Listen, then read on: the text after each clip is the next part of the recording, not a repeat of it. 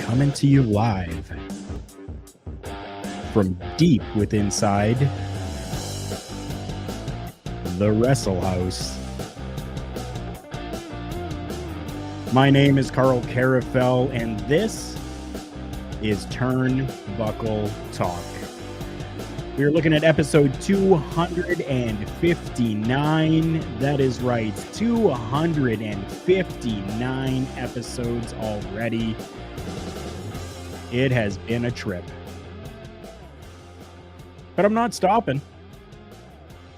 I'm going to continue on going. And first and foremost, I have to say, happy birthday.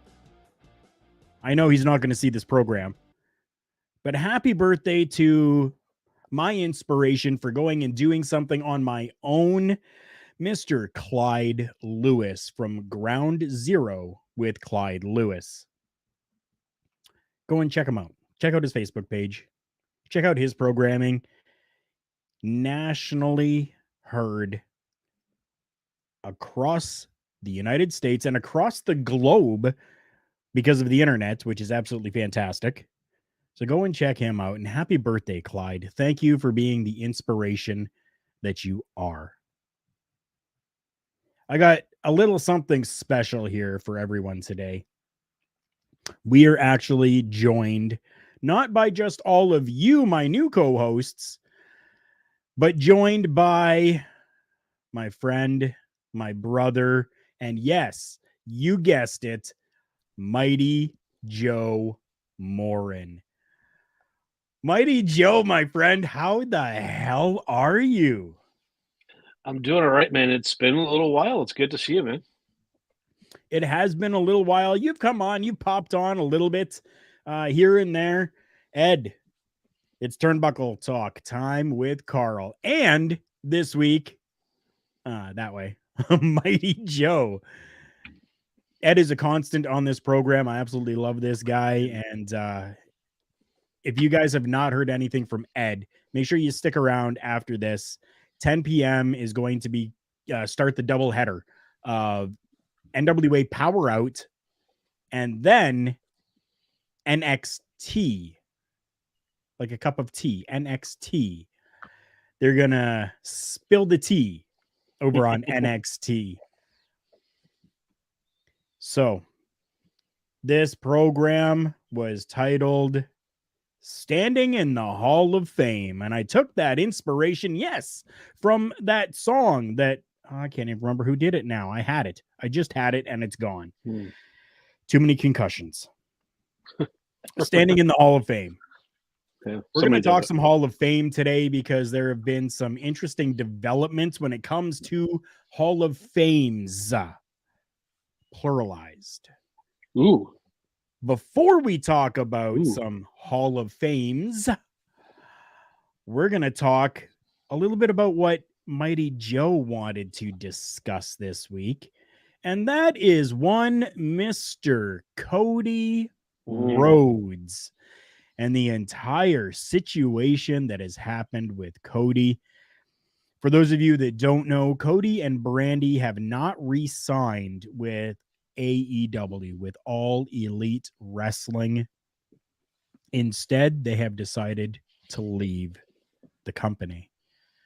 Now, most people think that there was issues with other owners and management and stuff like that. I can tell you that I don't think that there really was, considering all of them pretty much lost their management positions within the company. So we're looking at Kenny Omega, the Young Bucks, Cody, all of them essentially are just talent now and not really management within the company. Joe, I know that you scour the internet for different things. Please tell me what you have found in regards to this Cody Rhodes and Brandy Rhodes situation. It could be any number of things going on, man. Like, I mean, my initial thought, of course, being somebody who's followed wrestling for, I've lost track of how long now, was that it's a work right off the hop, right? That's my first inclination. I mean, I was not aware, keeping in mind that my perspective and my insights into the wrestling business has changed a lot because I've kind of distanced myself a little bit from it. But I do still try to pay attention to the big going ons, and this is definitely one of those things. But I mean, the more that I kind of see about it, the more I'm doubting that that's the case and that there is something else going on. I mean, of course, first thing that's on the tip of everybody's tongue, if it's not, hey, it's a work, he's coming back, it's immediately the WWE, right? It's obviously still they're the biggest company in the world, so hey, he's going to go back there, right? I don't know, man. I honestly think that anything is fair game. You could see Crockett Cup, you could see him show up at Ring of Honor, you could see him show up in New Japan, Impact. I know everybody is quick to hop into that WWE bandwagon, but I don't think so. I really don't think so. Considering everything that happened from the beginning, from the inception of AEW, leading all the way up until now, with how Cody was. Okay, so this is coming, and I'm quoting in my own words what has been said from Kenny Omega. Kenny Omega has come out and said that it was not Kenny Omega or the Young Bucks that wanted this war, that it was Cody who wanted to go to war against the WWE. Yeah. Keeping that in mind, do we really believe that Cody is going to go back to a company that he has worked so hard to destroy? Right. I mean, that initial first event, literally we had the Triple H throne there and him literally destroying that with the fire sledgehammer. Right. So it's the type of thing where, and I know others have done this, where they leave all disenfranchised and jaded and all that kind of stuff, and then coming back, and then of course my first inclination is, why? I mean, it's the literal definition of insanity if you repeat the same thing and expect a different result every time, right? So it's the type of thing. Does he really want to go back and be a mid card guy at best? I mean, nothing against Cody. In my humble opinion, he was never that number one guy. Cody he just isn't that. And I apologize to all the Cody Rhodes fans out there. And I'm not an anti-Cody Rhodes person. I just don't think that he's not that top company guy. A good talker, great worker in the ring, but just never going to be that top tier. Right. And I mean, I'm a Cody Rhodes fan. I do like his work. But even I will say that Cody Rhodes is a transitional IC mid-card at best, unfortunately. Right. Even with that Rhodes name, he ain't Dusty. I'm not sure exactly what Ed means here. A wild Might Ho appears. A wild Might Ho appears. I think he either meant to say Mighty Joe or he meant to say Mighty Ho, because I have made that mistake before on this network. I think it was a blowing out stream, and I get the H is right next to the J. I have made that same mistake, my friend. Right. Oh, Ed, I love you, man. Ed saying that he will be watching on catch up tomorrow because he has programming that he needs to watch for his show, NXT, coming up. So yeah, it's very interesting, this entire Cody and Brandy situation. Now, something that kind of ran through my mind a little bit is we do know that yeah, Ed meant Mighty Joe. He says, oops. Oh no, Mighty Joe.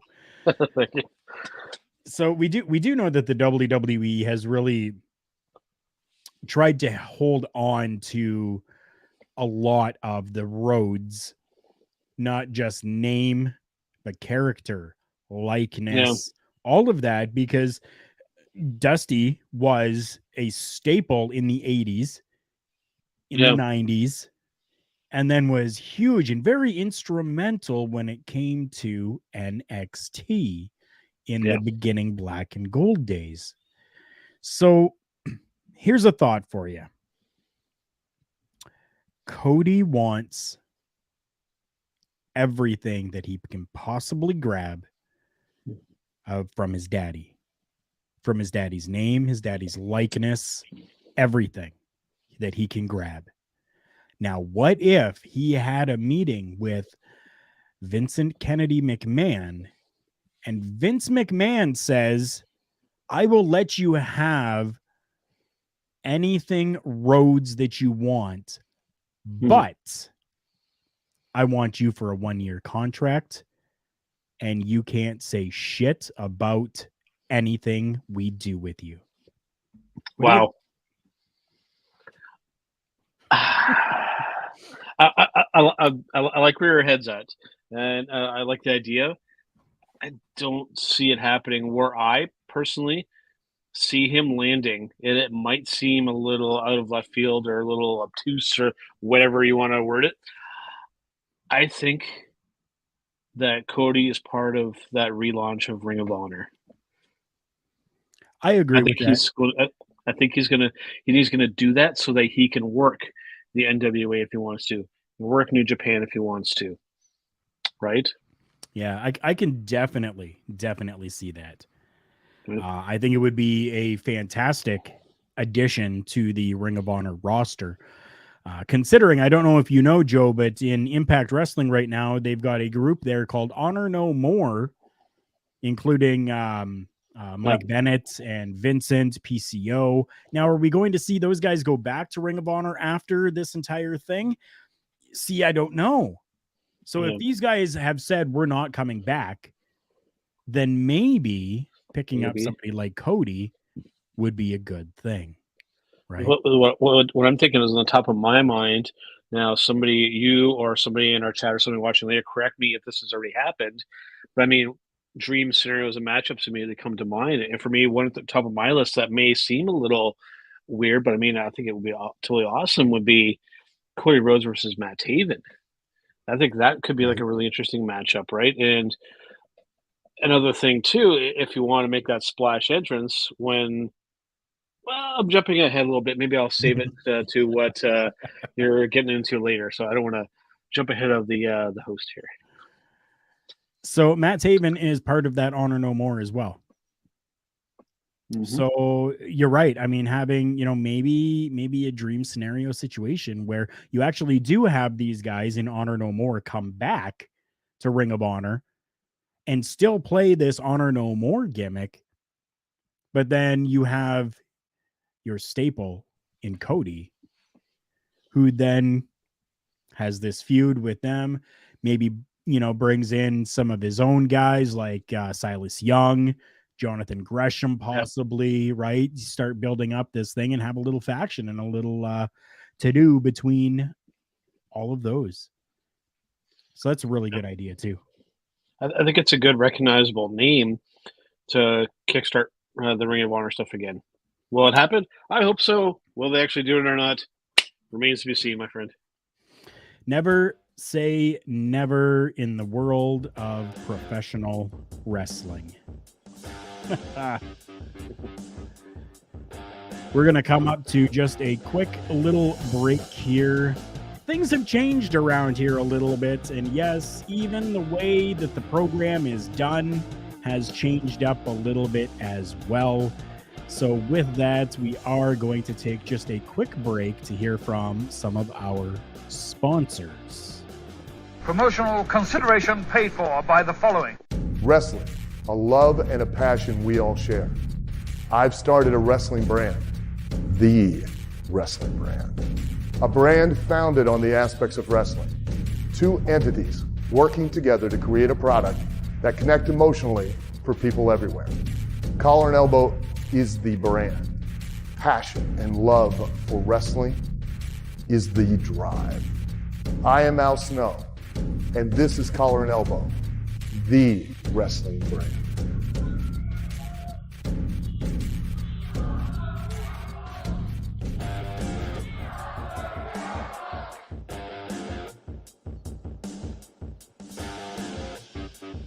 I am Karl Karufel, and this is Turnbuckle Talk. Joined alongside Mighty Joe this week, and it is absolutely fantastic to have Mighty Joe back with us again. And I am absolutely loving this new update from StreamYard with the background music. It is fantastic. You just heard there from Collar and Elbow Brand, from Al Snow over at Collar and Elbow Brand. Check them out, collarandelbowbrand.com.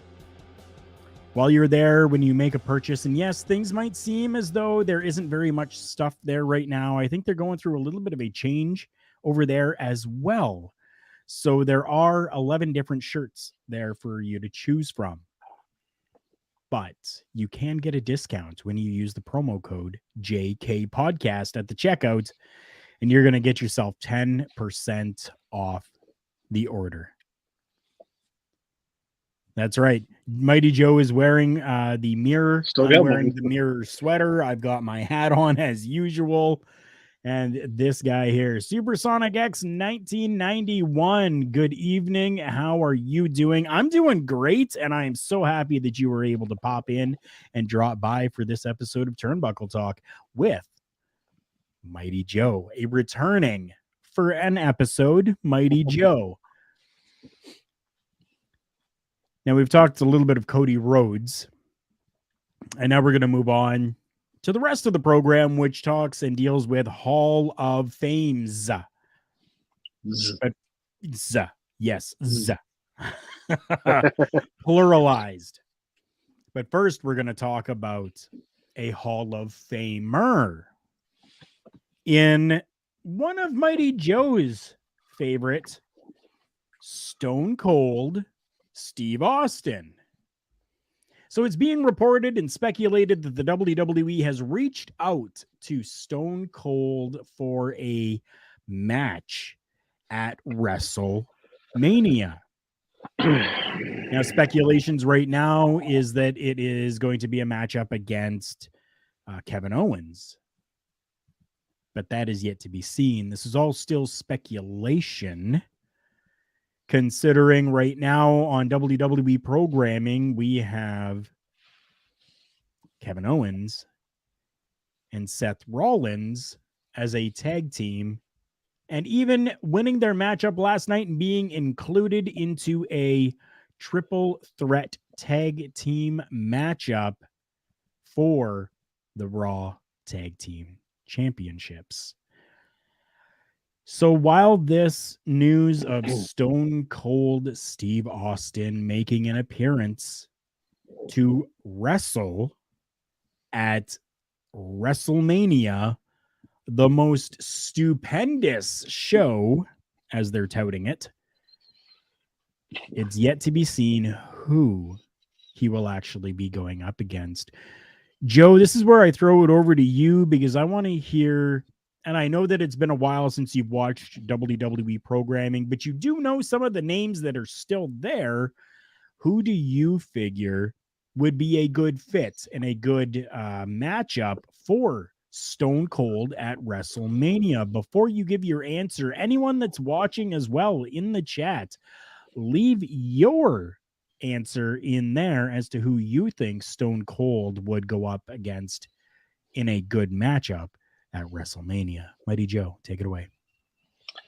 So I'll preface this with saying that I am probably one of the biggest Stone Cold Steve Austin fans out there. And I mean, who in our age group and from the time watching era isn't, right? I mean, he was literally the guy with the exception of The Rock during that time period that really brought wrestling to the mainstream and brought to the schoolyards and into just everyday conversations with a lot of people, right? And that is to be applauded. When looking at this, we really need to put things into perspective because, like I said, don't get me wrong, I love Stone Cold Steve Austin. Nothing would make me happier to see him go into a wrestling ring and do his thing. But there is a big but here, Karl, and then that's not what I'm talking about. People get your mind out of the gutter. Stone Cold retired in 2003. It has been 19 years since this man has stepped into a ring. And to the best of my knowledge, nobody has ever returned after that long of a time away from the wrestling ring. I could be wrong.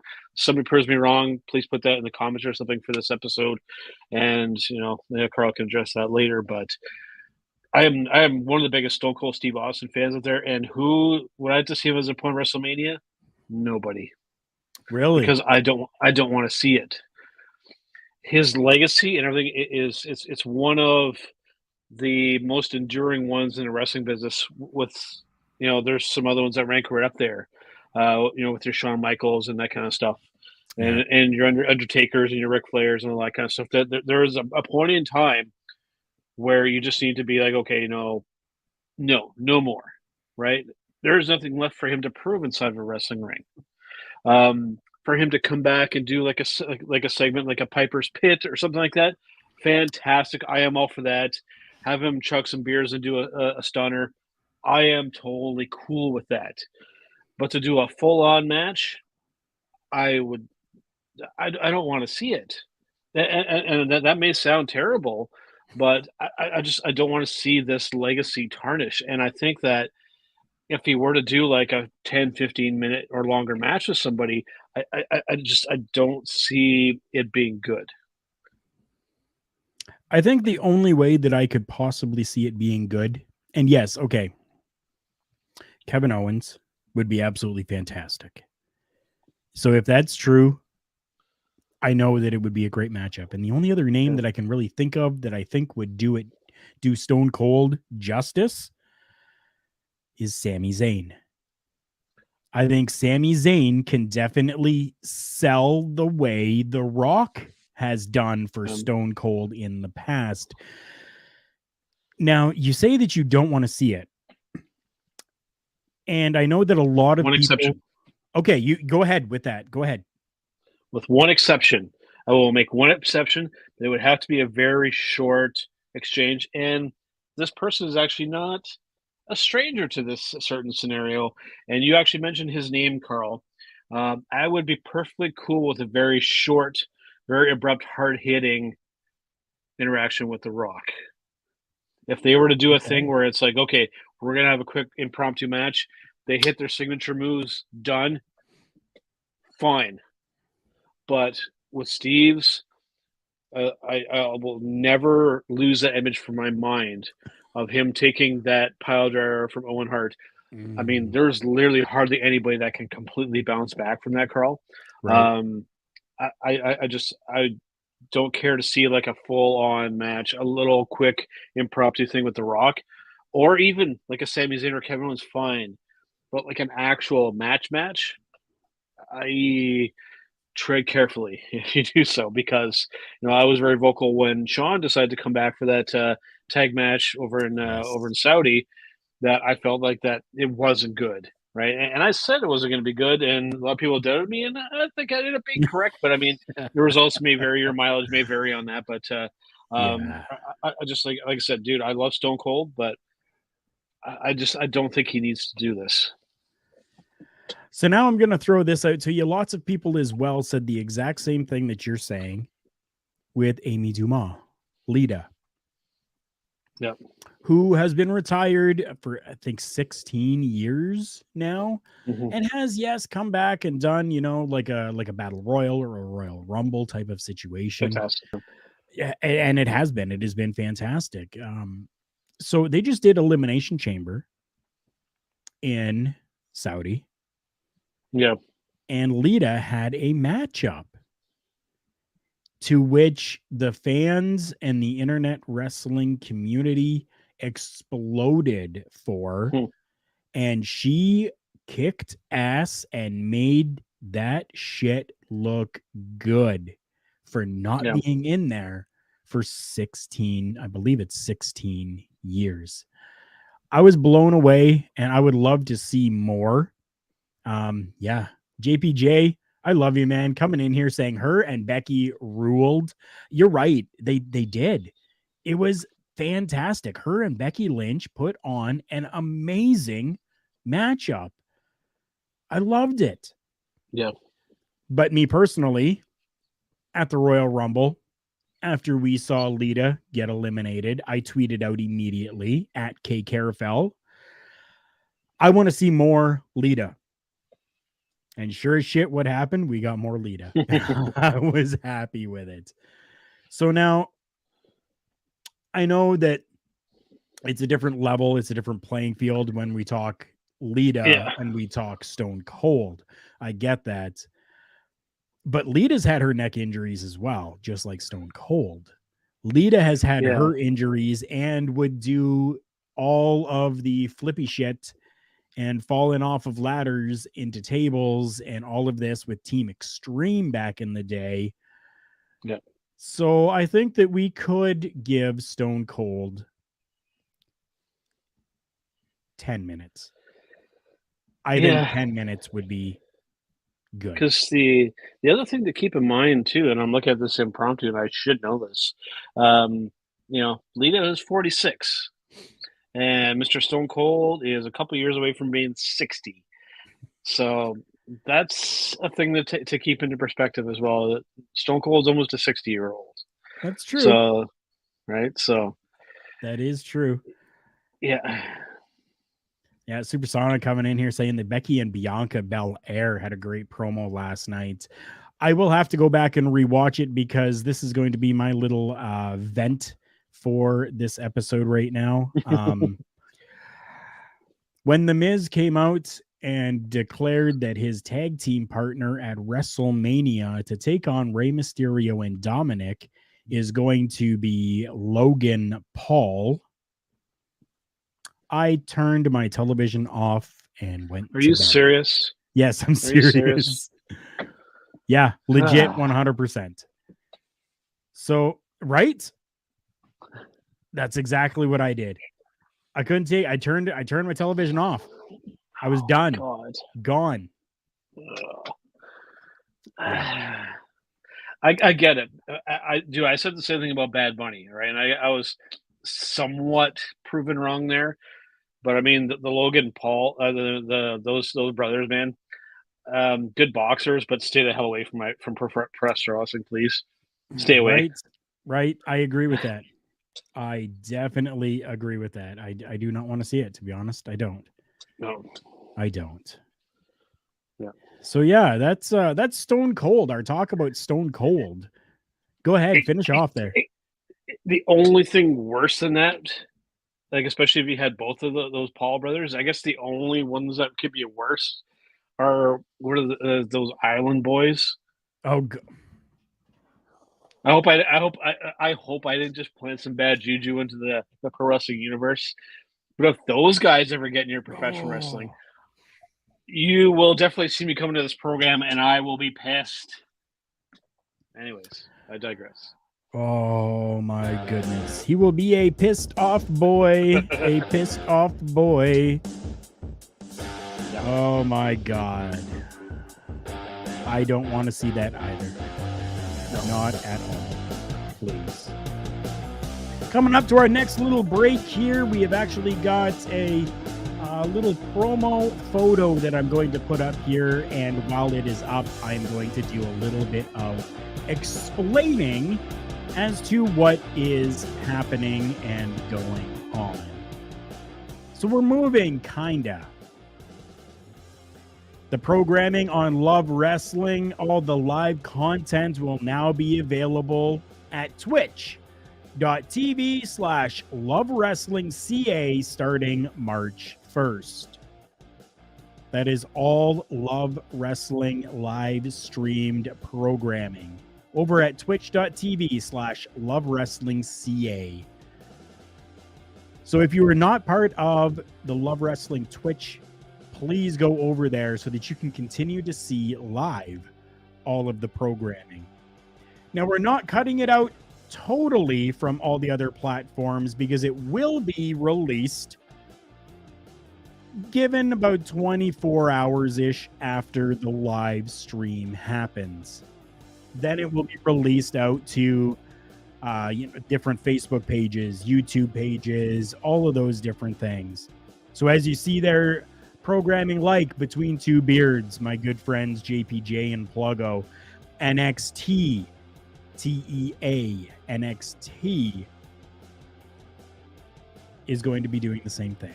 Power Out, Blowing Off Stream, Quizplex, all the programming that is live is going to be moving come March 1st. So make sure you go and subscribe to twitch.tv/Love Wrestling CA to stay on top of it and keep all of the content going live for you.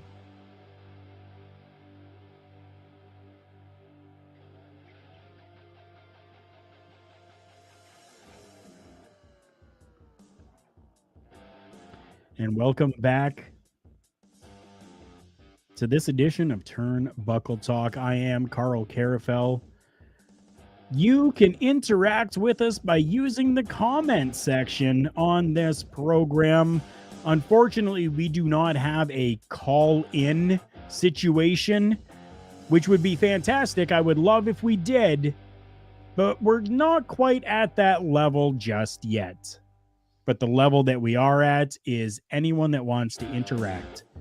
Use that comment section, and that's where we can discuss. So Hall of Fames. I don't know if you've heard this yet or not, Joe, but Ring of Honor has started their own Hall of Fame. And I don't know if you know who has been included in there. So we're looking at the Briscoe brothers, Samoa Joe, Bryan Danielson, and the latest, and I do understand correctly, the last inductee, CM Punk. You want to talk about a stacked Hall of Fame? That is it right there. We know Samoa Joe, Bryan Danielson, CM Punk, they have all gone and left from Ring of Honor, went on and did things with the WWE, did good things with the WWE, has worked for other promotions as well, with Bryan Danielson working for AEW, currently CM Punk as well. Samoa Joe kind of out there right now. I mean, the Briscoe brothers, a staple of Ring of Honor, and I am so happy that they are included in that first ever lineup. What do you think? Give me your thoughts here, Joe, on this Ring of Honor Hall of Fame. For the first one, it's perfect. They hit the nail on the head with every single one of those. The Briscoes, OGs from day one, have been with that company. Bryan Danielson, Samoa Joe, and Punk, all ones that were very pivotal in the very early days of Ring of Honor to really bring it even into fans' awareness, due largely to those guys. So, I mean, absolutely perfect pick for every single one of those. Love it. If there was anyone that you could add as a fifth inductee, who would it be? There's only one name. Only one name. Okay. And that's Jay Lethal. Yeah. Right. Jay Lethal. Yep. Right.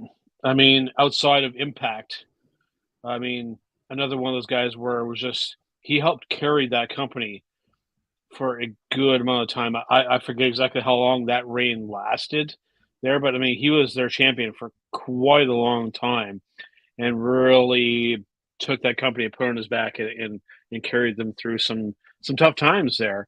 So I would definitely like to see him added. And the only other thing that I would add to loop back to what we were talking about earlier with Mr. Cody Rhodes, if you wanted to do some shenanigans and some fun, when Mr. Phil Brooks or Mr. CM Punk is doing his acceptance, even if you just have Cody just kind of like appear and be like, do I know you from somewhere?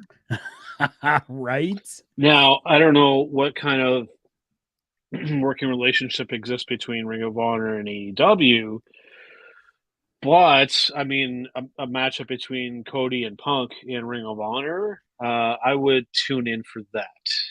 Sign me up for that. I agree with that. I really do. So, I think for me, and yes, I do agree with Jay Lethal. But what about Sumi Sakai? oh, the women's side, absolutely. Right? Absolutely. Yeah. Sumi Sakai, part of the Women of Honor, in the first matchup that happened where she defeated Simply Luscious back in 2002 on the road to the title show. That was the first women's match in Ring of Honor. Sumi Sakai. What an unlikely champion, eh? Right? Yeah. Right? But there's been some other great names that have been in there for the women's division as well. I mean, you're looking Mandy Leone, Deonna Purrazzo, Awesome or Amazing Kong. She was known as then. Awesome Kong, Amazing Kong, Mickey James, Mischief, Sarah Del Rey, Daisy Hayes. So many Kelly of these Klein. different names. Kelly Klein, Taylor Hendricks, Veda Scott. Some good names there. So many, right? Yeah. Allison Danger. Mm. Right? She worked from 2002 to 2008 with the company. She was there at the beginning. Yep. Yeah. Yep. Yeah. So many good names. And I mean, it'll be very interesting to see who they actually bring in for the women's division. I'd like to see them induct at least one woman with this group as well. I don't know if this is the entire set list, but I think you got to include one woman in there, and I think your pick is definitely the right one. I think so as well. For her being within the very first matchup, very first women's match in Ring of Honor, I think it's very much so deserving. Yep. Very much Absolutely. so. Absolutely. So happy about the Briscoe brothers being in there. Yeah. Samoa Joe.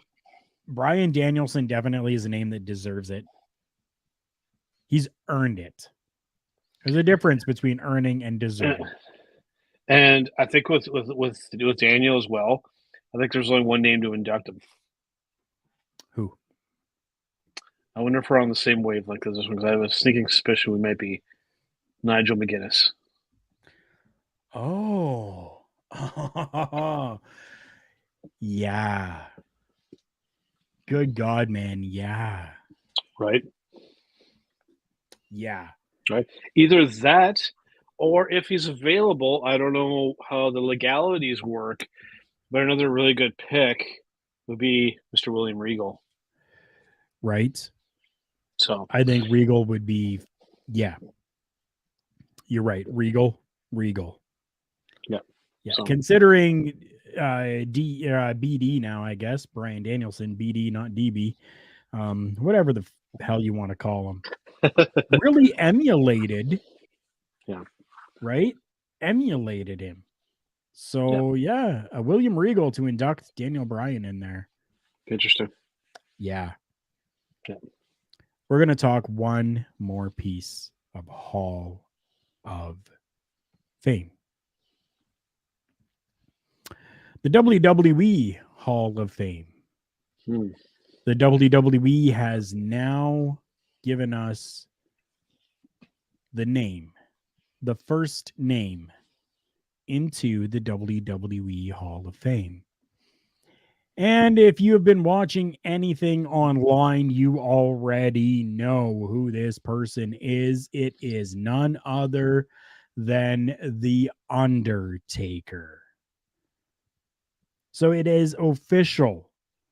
The Undertaker has now been announced for the WWE Hall of Fame class of 2022. I love it. And I hate it. I love it because, yes, it's The Undertaker. And yes, definitely, I agree it is time. And he even says it's time. But why is he the headliner for the Hall of Fame? We have talked about this on the program before. It should just be The Undertaker this year and no one else. I'm going to take a drink of my non-sponsored Dr. Pepper here while you take it away for a moment there, Joe. I definitely agree, because that's, and I've said this even in some of our private chats before the show, that, yeah, I mean, I love the pick of him getting it, obviously, but it's got to be a solo induction. And here's my scenario. I've laid out something similar, probably a year, probably longer back, of what his retirement match should have been like. And I'll adjust it a bit for how I see this Hall of Fame scenario thing going. Is he comes out and he does his entrance, right? He does his entrance, walks down, but they have it set up like in a ring, and he does his thing. He does his signature pose and all that kind of stuff. Doesn't have to say much, right? And then you have somewhere at ringside, you have the bike. You have his motorcycle set there so that he can come back up the ramp to the American Badass music or whatever like that. But then the kicker then is you have everybody who he's faced and everybody who was instrumental in his career, opponent wise or partner wise, lined up along that ramp going back up. And then you have him ride up like that, and you have him like high-fiving and like at every single person as he goes back up, does the pose at the top of the ramp, and then maybe even like gets off the bike and then leaves his stuff there and then drives out. That's the scenario I would set up if I was setting up this Hall of Fame induction. That's how I would go about doing it. I think that this should be a situation of this is your career, where you have members of the WWE roster who have worked with The Undertaker. So we're looking at like AJ Styles does a little video package for Taker. Then we get Glenn Jacobs, Kane doing something, Triple H, Shawn Michaels. Get all of these people that you can to leave a little bit about The Undertaker and his career and how he was pivotal in their career. Yep. You do that, you can make the entire night just that, running video packages while Taker sits there and is watching. You have a camera on Taker because I guarantee there will be some emotions that come out through all of that. And then you include names like Rodney or Yokozuna that he did great stuff with that is now not with us. And you include into video packages some of these things. And then you can even have members of the roster come up on stage to make speeches for Mark Calloway or The Undertaker. Something like that. A night to honor the dead man. That's how I would love to see things go.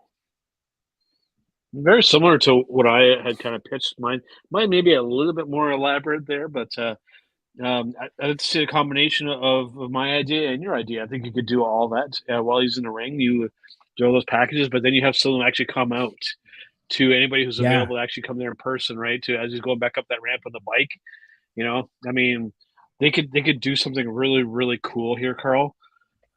But between you and I, everybody watching here, do we have faith that they'll actually do something really cool for him? Because if they do this wrong, If they do him oh, dirty, lots of people are oh, going to have something to say about it. I mean, because you can make the argument that he hasn't had a proper retirement match. You could make that True. argument, True. right? Which I'm already disappointed by. They better not do it wrong, man. They better not, right? The only way you can do it properly is you have to have it all be about him. It's diluted if there's anybody else. Sorry. I definitely agree. No, I definitely Yeah. agree with that. 100% I do. The Undertaker needs to be the only inductee into the WWE Hall of Fame class of 2022. We're going to take one more quick break here to hear from another one of our sponsors, and we're going to be right back. Support for Turnbuckle Talk, as heard on Love Wrestling, is brought to you by Manscaped. Who is the best in men's below-the-waist grooming champions of the world? Manscaped. Manscaped offers precision-engineered tools for your family jewels. Manscaped just launched their 4th generation trimmer, the Lawnmower 4.0. You heard that right, the 4.0. Join over 4 million men worldwide who trust Manscaped with this exclusive offer for you. 20% off and free worldwide shipping with the code LOVEWRESTLING at manscaped.com.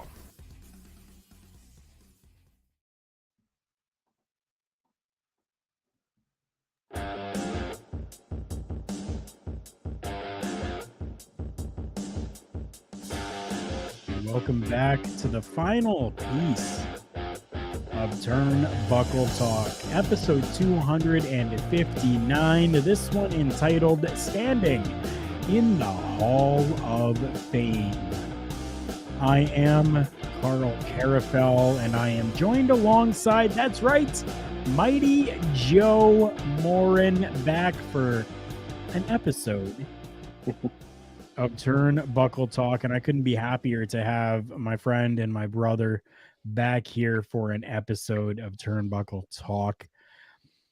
I got one more piece of talk to have with you, and that is revolving around WWE championships. So now, I don't know if you have seen or heard what really the main event of WrestleMania is going to be this year, Joe. Have you seen? I believe we're looking at Brock Lesnar versus Roman Reigns, correct? That's right. But it will be in a winner take all, as we have Roman Reigns, champion, Universal Champion, and Brock Lesnar coming out of Elimination Chamber as the WWE Championship holder.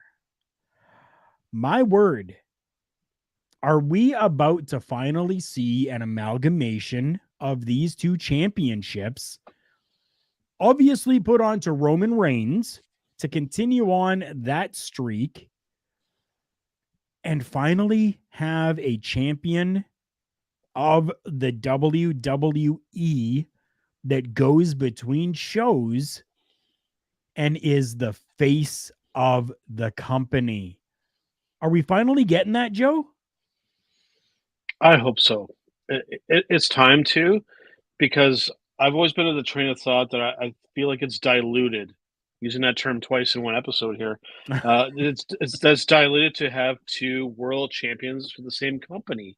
That only really ever makes sense, especially when you look at it from a like a combat sport perspective, whether it be like UFC or boxing. When a fighter goes away for a period of time, so you have to have an interim champion in the meantime, and then some point down the road, the champion who's disputing that, they have a unification fight. It makes sense. Yeah. People understand that thought process. It's time to do that. And I think having one champion, a WWE World Heavyweight Champion, have one championship or belt. Right. It's so I'm sad using that the we no-no can't use word. that word, right? I'm using the no word belt. Like, why the hell is it a no word? That's what it is. It goes around your waist. It's a belt. Yeah. And if they're going to make a new one, make a new design as well. And make sure that it's got some actual snaps on it and that it's not Velcro, people. This company is saving a bunch of money right now. You can spring for a proper championship title belt. So to go along with that, first, please. Javier. Smart man. Javier says, yes, please, only one world champion. I agree with that. 100%. I agree with that. That's the way that it should be. Now, you talk about the snaps on the championship belts. Yeah. Roman Reigns wants that. Yeah. Roman Reigns is tired of the Velcro and wants snaps. So I think exactly what we're going to see is that at WrestleMania, we're going to have the two titles unified with Roman Reigns winning and then already having a championship belt, yes, belt that has been created already for him to have and show that night. What do you think? I agree with you, but I don't think it's going to be him. Really? You think Brock is going to win? They're on such a good roll with him. He's having fun being the good guy. He's doing the cowboy shit with the fans now. He's stealing Right. Adam Page's gimmick. That's fantastic. You ride that money and merch train as far as you can take it with one of the arguably biggest names in professional wrestling. You latch onto that and you make some money as champion. Well, they've made enough money already. You can make lots more. You could. Right? And you can actually make it off the fans in this case and not just Fox and the Saudi Arabia deals, because people can disagree with me on that, but that's where the majority of their money is coming from. Yes. If you put the championship on Brock in that fashion at WrestleMania and you make a whole line of merchandise around that, you can print money with his face on it and people will buy it.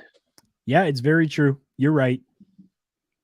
I don't think that they're going to go that route, though, because Brock has been that champion that comes in, holds it, gets rid of it, comes in, holds it, gets rid of it, comes in, holds it, gets rid of it.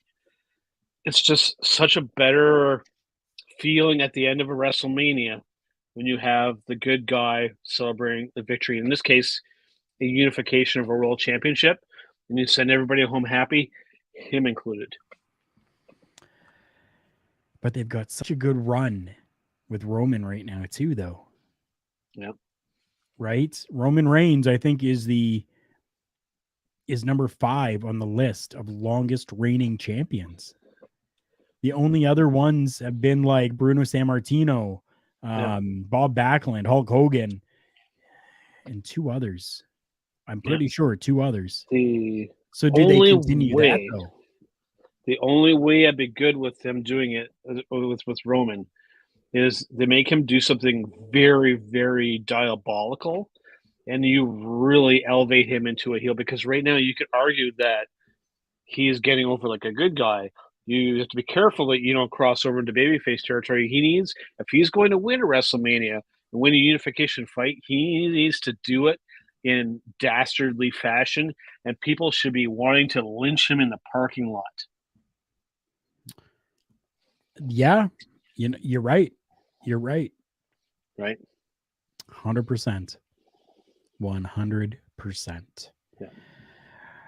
Wow. I'm excited for this matchup at WrestleMania. I definitely am. because of this, because it's champion versus champion, because it's winner take all, they have grabbed my interest. And I can guarantee you I will be watching WrestleMania. Yep. It's WrestleMania. I mean, as shitty as it has been in the past, whatever. It's WrestleMania. I always watch it. As I'm sure you will probably catch what you can of it too. Especially if a Stone Cold is there, that might grab your interest. Maybe. No, that's assuming that I don't have to work my day job on WrestleMania, but we'll see. We'll see, man. Definitely. I mean, it's been absolutely fantastic having you on here, Joe. This has been great. I haven't had the ticker up here, but I am going to put it up here now because I do not want to forget about all of you. All our amazing fans and supporters down at the bottom in that ticker. Ooh, yeah. Thank you. I was looking up there. It's not up there. Thank you to all of you. You have been fantastic in keeping this program going. Thank you so much. And we do have a few other people to thank here as well. We've talked about Collar and Elbow brand, where you can get your 10% off using promo code JKPodcast. We have talked about Manscaped, where you can get 20% off when using the promo code LOVEWrestling. Well, we want to talk about Phoenix at fnxfit.com just for one moment. If you're looking for health supplements or even some workout gear, go and check out Phoenix at fnxfit.com. While you're there, use the promo code TBTalkPod. You're going to get yourself 15% off your entire purchase. Thank you so much to StreamYard for giving us this amazing platform here to be able to bring you these video podcast shows. And if you haven't yet, I got two places for you to go. Twitch.tv/LoveWrestlingCA, because that is where, starting March 1st, all live content will be available there. Live content will be available there.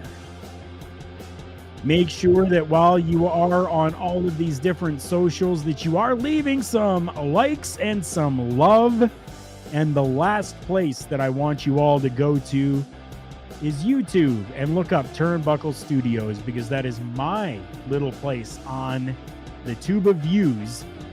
And I would love for you to go over there, subscribe, click that notification bell, because I do different programs on there. Not just Turnbuckle Talk, but I also do Karl Karufel Unboxes, where monthly I unbox the latest pro wrestling crate from ProWrestlingCrate.com. This has been an amazing episode for Mighty Joe and for myself, Karl Karufel. Thank you so much for joining us, and we will see you on the next one.